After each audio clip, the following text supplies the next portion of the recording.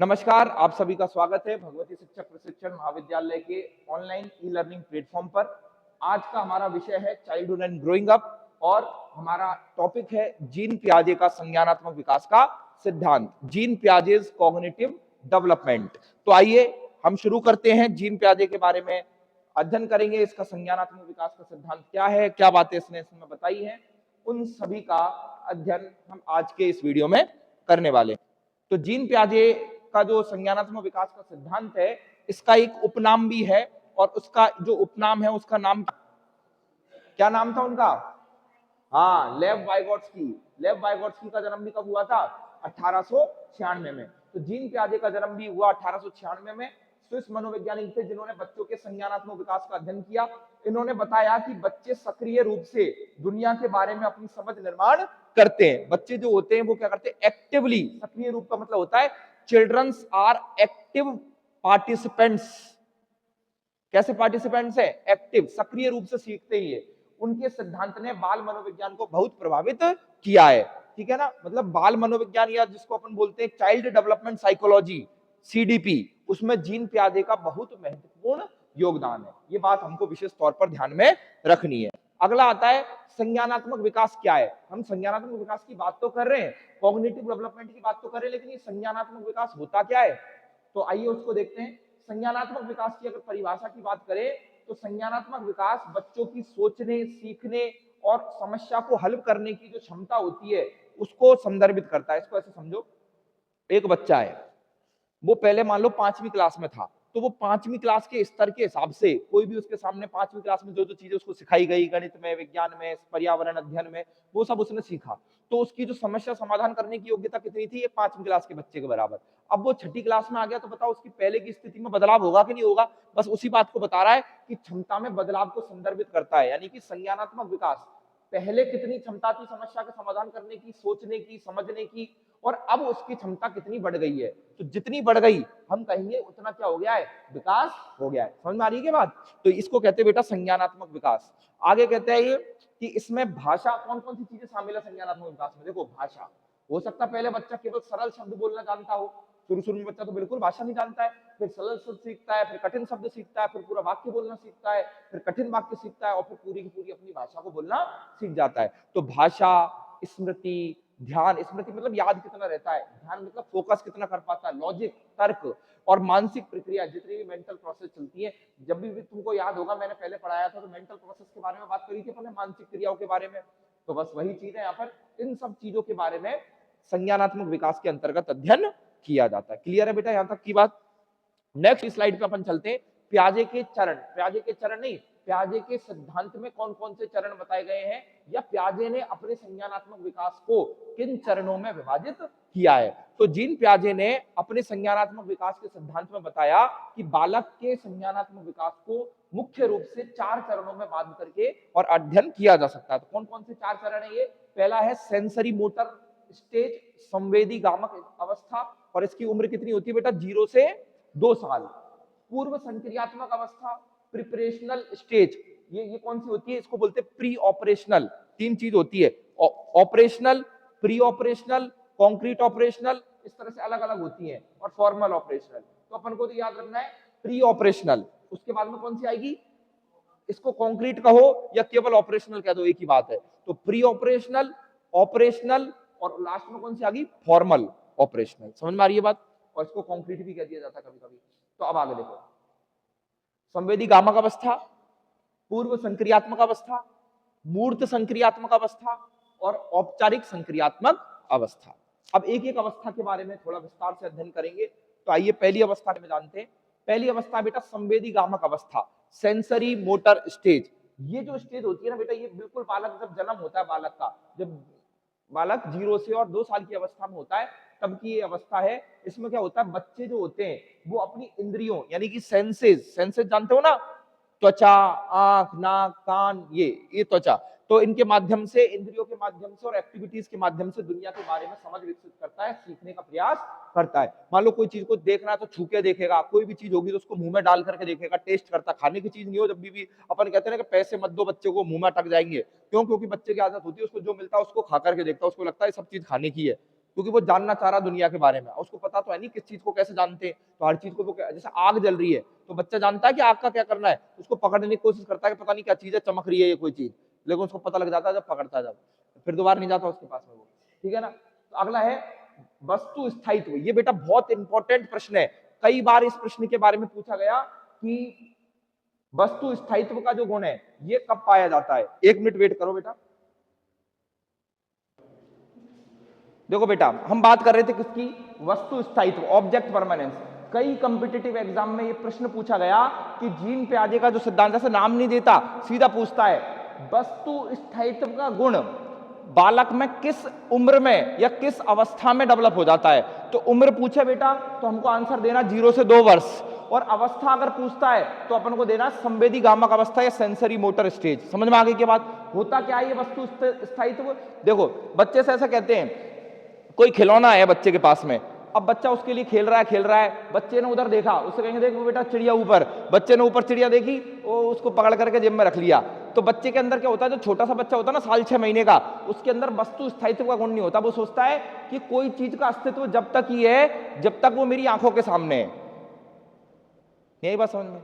जैसे उसकी मम्मी बच्चे के सामने है तो उसको लगेगा मम्मी जब तक ही है जब तक मेरी आंख के सामने है, आंख के सामने से मम्मी गई तो मम्मी है ही नहीं दुनिया में। मतलब जो चीज आंख के सामने है वो तो है दुनिया में, और जो आंख के सामने नहीं है वो दुनिया में भी नहीं है, ऐसा समझता बच्चा जब छोटा होता है। लेकिन धीरे धीरे जब 2 साल की उम्र तक वो आने लगता है, 1.5 से 2 साल की उम्र में, उसके अंदर कौन सा गुण आने लगता है, वस्तु स्थायित्व। इसने यहाँ पे बताया बच्चे ये जान जाते हैं, क्या जान जाते हैं बच्चे, कि वस्तुएं तब भी मौजूद रहती हैं जब वे उन्हें देख नहीं सकते।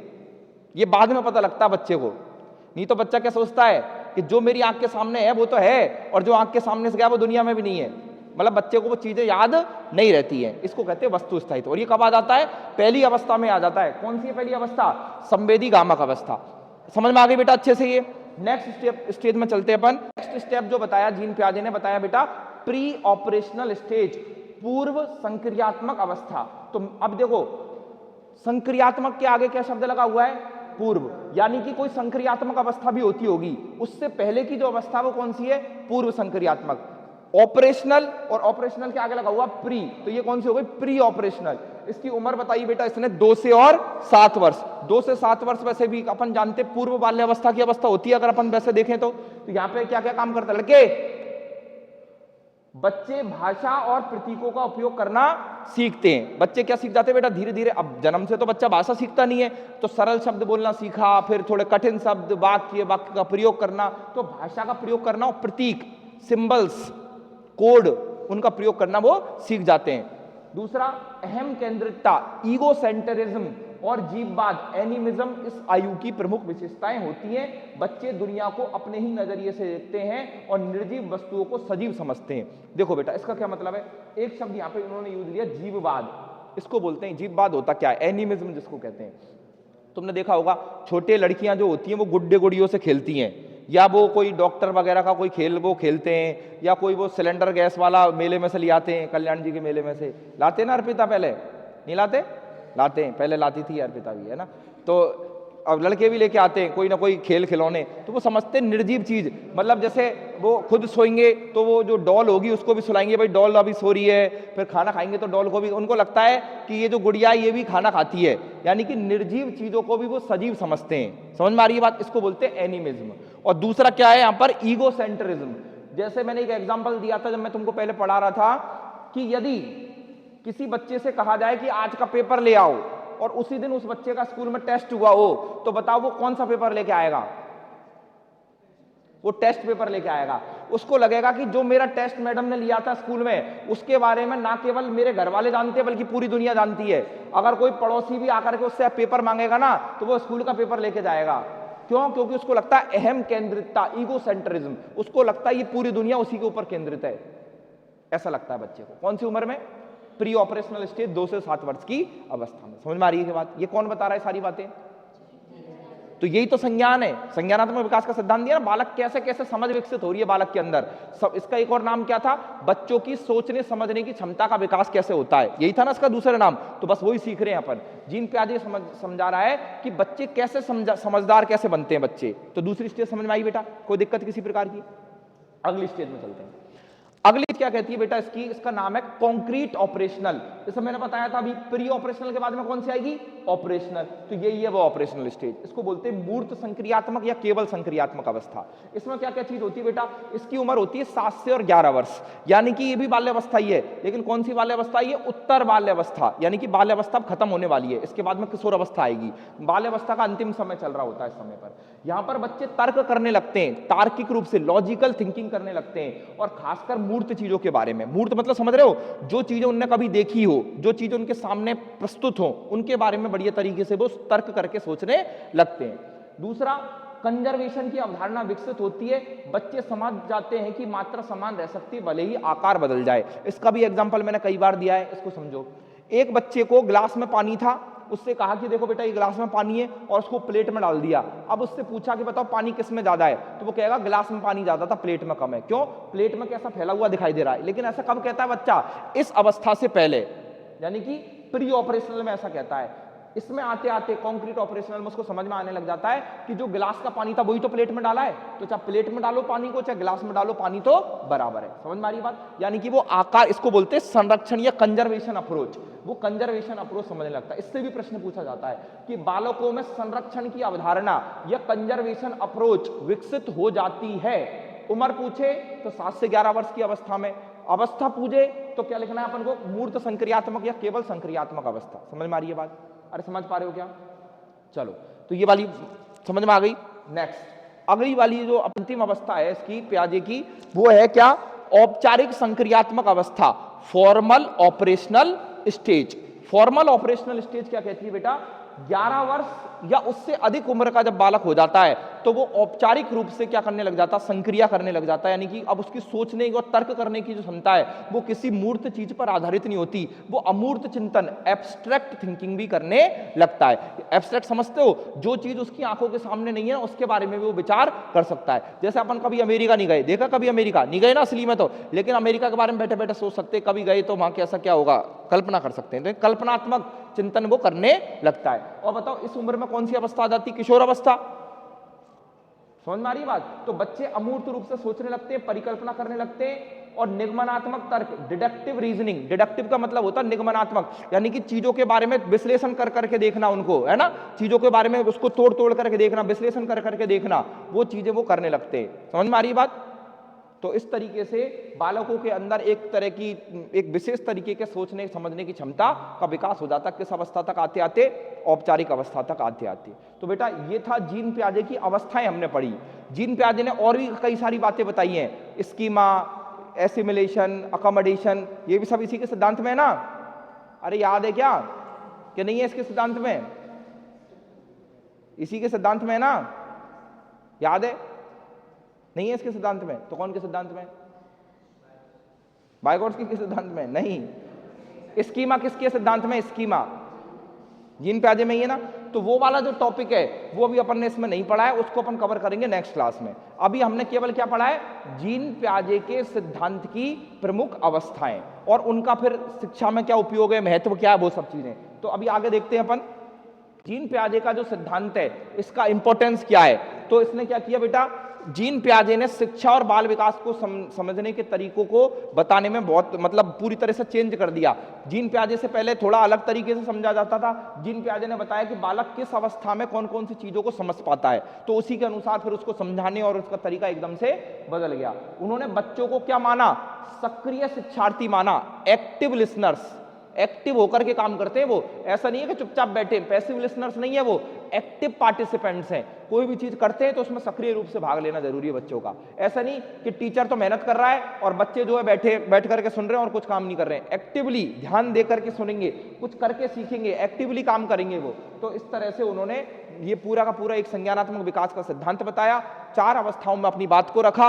और ये जो है जीन पियाजे के संत का एक, अगर अपन उसकी समरी देखें तो समरी अपन कह सकते हैं कि जीन पियाजे का संज्ञानात्मक विकास का सिद्धांत बच्चों के सोचने और सीखने की प्रक्रिया को समझने के लिए एक महत्वपूर्ण स्ट्रक्चर देता है। मतलब कि बच्चे किस प्रकार से सीखते हैं, किस प्रकार समझते हैं, उनकी समझ किस प्रकार से विकसित होती है। बच्चे जन्म से लेकर के और बड़े होने तक अलग अलग आयु की अवस्था में 0 से 2 साल, 2 से 7 साल, 7 से 11 साल, 11 साल से ऊपर, हर अवस्था में वो किस प्रकार से सीखते हैं। तो पियाजे का सिद्धांत किन चीजों में चल रहा है? अलग अलग स्टेज में और अलग अलग उम्र में, एज एंड स्टेजेज। जबकि कल वाइगोट्स्की पढ़ रहे थे तो वाइगोट्स्की में एज और स्टेज की बात नहीं होती है। तो यह सिद्धांत आज भी बाल मनोविज्ञान और शिक्षा के क्षेत्र में रेलिवेंट है, प्रासंगिक है। तो जीन पियाजे का सिद्धांत फेमस सिद्धांत है एजुकेशनल साइकोलॉजी में, मनोविज्ञान में, जिसमें कि जीन पियाजे ने बालक के पूरे संज्ञानात्मक विकास को 4 महत्वपूर्ण अवस्थाओं, कौन कौन सी 4 महत्वपूर्ण अवस्थाएं हैं? पहली है संवेदी गामक, जिसको क्या बोलते हैं अपन? Sensory motor stage. दूसरी है पूर्व संक्रियात्मक अवस्था, प्री ऑपरेशनल स्टेज। तीसरी है ऑपरेशनल, जिसको अपन मूर्त औपचारिक भी बोल देते हैं, और या फिर क्या भी बोल देते हैं? ऑपरेशनल स्टेज भी बोल देते हैं। और लास्ट में आती है अपनी कौन सी? फॉर्मल ऑपरेशनल स्टेज, और इसको बोलते हैं औपचारिक संक्रियात्मक अवस्था। समझ में आ गई बात? याद रहेंगी ये अवस्थाएं? अच्छा, इसमें जो स्कीमा है, एसिमिलेशन है, अकोमोडेशन है, ये सब इक्विलिब्रियम है, डिसइक्विलिब्रियम है, इसके बारे में एक क्लास में अपन दोबारा से इस पर चर्चा करेंगे कि किस प्रकार से ये चीजें, ये भी उसी से जुड़ी हुई है, संज्ञानात्मक विकास का ये सब हिस्सा है। तो आज की क्लास में बस इतना ही।